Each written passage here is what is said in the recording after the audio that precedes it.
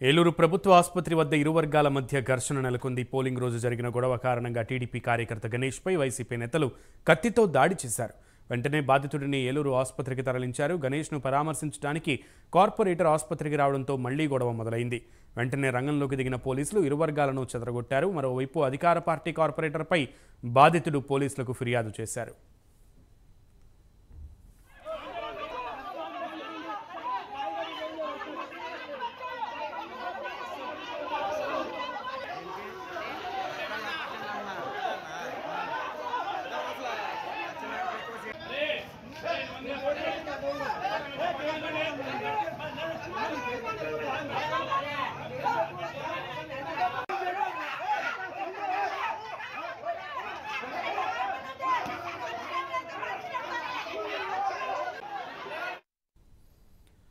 Right, గాయపడ్డ వ్యక్తి పరిస్థితి ఎట్లా ఉంది, అలాగే ఏలూరు ప్రభుత్వ ఆసుపత్రి వద్ద పరిస్థితి ఏ విధంగా ఉందనే దానికి సంబంధించి మరింత సమాచారం మా ప్రతినిధి రాంబాబు అందిస్తారు. Rambabu. Thank you Sunil.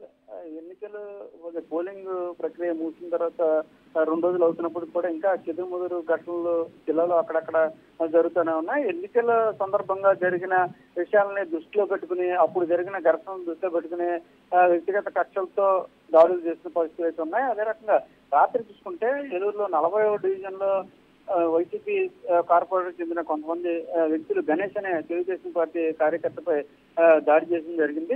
First రాయి పెట్టుకోవటం, తర్వాత కోడి కత్తి పెట్టి అతని మీద దాడి చేసిన పరిస్థితి ఉంది. ఈ నేపథ్యంలో అతనికి తీవ్ర గాయాలు కావడంతో ఏలూరు ప్రభుత్వ ఆసుపత్రికి తరలించడం జరిగింది. ఏలూరు ప్రభుత్వ ఆసుపత్రి చికిత్స పొందడంగా కార్పొరేటర్ అక్కడికి రావడంతో మరోసారి ఏదైతే ఇరు వర్గాల కార్యకర్తలు ఒక్కసారిగా ఘర్షణకి చోటు చేసుకుంది. ఈ నేపథ్యంలో ఒకరిపై ఒకరు దాడులు చేసుకునే పరిస్థితి నెలకొంది.